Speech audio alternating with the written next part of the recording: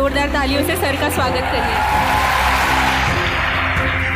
इस दुनिया में सबसे खुशनसीब वो लोग हैं जिनके पास ठीक ऐसे लोग हैं कुछ जो उन्हें संकट के समय सलाह दे सकते हैं और सलाह देने के लायक भी होते हैं। इसको यूँ समझें कि देखिए, आपके जीवन में ऐसे लोग बहुत होंगे जो सलाह देने को उतारू रहते होंगे।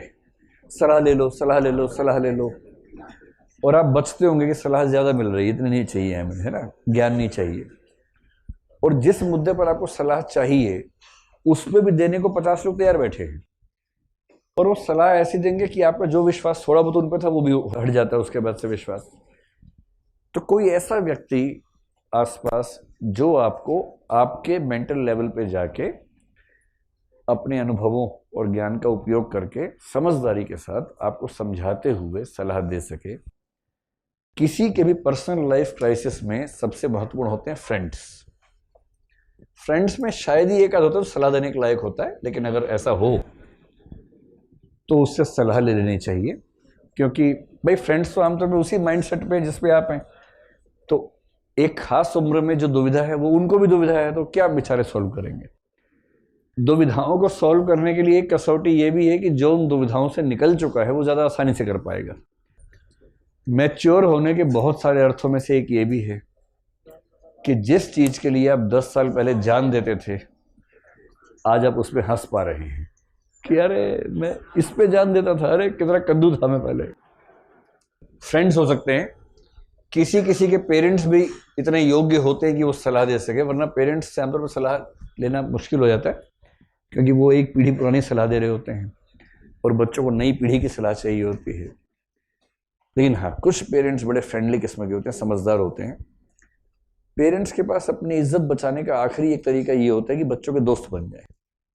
इसके अलावा अपनी इज्जत बनाए रखने का कोई तरीका उनके पास है नहीं बेसिकली। वरना प्रेस्टीज तो रहती है, एस्टीम नहीं रहती है। इन दोनों का अंतर समझ रहे हो? प्रेस्टीज मतलब ओहदा तो रहता है पर अंदर से सम्मान नहीं आता है बच्चों के मन में। ओहदा है, बाबूजी बाबूजी प्रणाम बाबूजी, और निकल लिए वहां से। तो बात नहीं करेंगे आपसे, डिस्कशन नहीं करेंगे, क्योंकि उनको पता है कि ये अपनी पीढ़ी में ही रहेगा, हमारी पीढ़ी पे उतरेगा नहीं। तो फ्रेंड्स हो सकते हैं, पेरेंट्स हो सकते हैं, किसी किसी केस में हो सकता है कोई टीचर आपके आसपास हो, आपकी मदद कर सकता हो, उससे ले लें। और सबसे अच्छा पता है क्या, इस मामले में जो एक्सपर्ट है वो एक्सपर्ट ही होता है। नीम हकीम खतरे जान।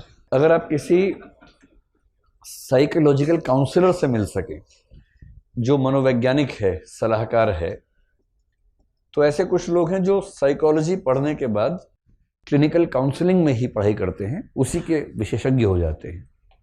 मैं साइकेट्रिस्ट की बात नहीं कर रहा हूँ। साइकेट्रिस्ट वो व्यक्ति है जिसने MBBS किया है, फिर साइकोलॉजी भी पढ़ा है। तो वो जो साइकोसोमेटिक प्रॉब्लम्स होती हैं, डिप्रेशन है, एंजाइटी है, उनमें जो दवाइयाँ देनी पड़ती हैं, जो न्यूरोलॉजिकल डिसऑर्डर्स होते हैं उसकी दवाइयाँ हैं, वो जो देगा वो या तो न्यूरो एक्सपर्ट होगा या साइकेट्रिस्ट होगा। इनका बहुत क्लोज फील्ड्स हैं दोनों। साइकोलॉजिस्ट का काम ये सब नहीं है, वो MBBS वाला व्यक्ति नहीं है। उसने तो ह्यूमन बिहेवियर को ठीक से पढ़ा है, साइकोलॉजी को ठीक से पढ़ा है, और वो बातें करके ये समझ पाता है कि ये व्यक्ति किस साइकोलॉजिकल कंडीशन में है और इस कंडीशन से बाहर निकालने के आसान तरीके क्या हैं, वो उस पर काम करता है। तो अच्छा काउंसलर अच्छा लिसनर होता है बेसिकली। जब भी आपके आसपास कोई तनाव में हो, केवल अच्छे लिसनर बन जाइए। और अच्छा लिसनर होने के लिए केवल इतना करना है कि सामने वाला बोलता रहे और खुद अपनी जुबान बंद रखिए, और मुंडी इतना जोर जोर से हिलाइए कि उसको लगे उसकी बात सीधे आपकी आत्मा में उतर रही है। वो कुछ भी बोले कि पता है क्या हुआ, बोलो क्या हुआ, ऐसे करके एकदम लगे कि आप रो ही पड़ेंगे, इतना इन्वॉल्व है उसके साथ। बेशक मन में आपको कुछ और चल रहा हो कि 1 घंटा हो गया कम वक्त को, लेकिन चेहरे पर भाव ही हो, अच्छा अच्छा, ऐसे करते रहिए। 1-1.5 घंटा उसको बोलने दीजिए। आप पाएंगे कि वो व्यक्ति 3/4 ठीक हो गई जाएगा उस दिन। इतना खेल है। और थोड़ी सी सही सलाह भी दे दीजिए। सही सलाह केवल लिसनर होने से नहीं आती है, उसके लिए थोड़ा सा अनुभव, थोड़ी उस तरह की पढ़ाई लिखाई हो तो चीज़ें आसान रहती हैं। इसलिए JS मिल ने कहा कि सबसे अच्छी गाइडेंस वही देगा जिसने जीवन के हर रंग को जिया हुआ है, क्योंकि उसको पता है कि किस किस कंडीशन में क्या क्या स्थितियां बन सकती हैं जिसने जीवन को एक तरफ से ही जी लिया वो क्या सलाह देगा? सलाह देने के लिए पहले आपको उन स्थितियों से गुजरना पड़ेगा ना, तब तो आप सलाह देने की स्थिति में रहेंगे। तो अगर कोई पूछे कि पर्सनल लाइफ क्राइसिस या इथिकल डायलेमा कैसे सॉल्व करें, चौथी स्ट्रेटेजी ये है कि किसी बेहतर व्यक्ति से सलाह लीजिए, और उसमें डिपेंड करता है कि किसी खास सिचुएशन में से कोई भी आपके लिए बेस्ट हो सकता है। जो उस सिचुएशन में बेस्ट है आपके लिए, उस व्यक्ति से परामर्श लीजिए।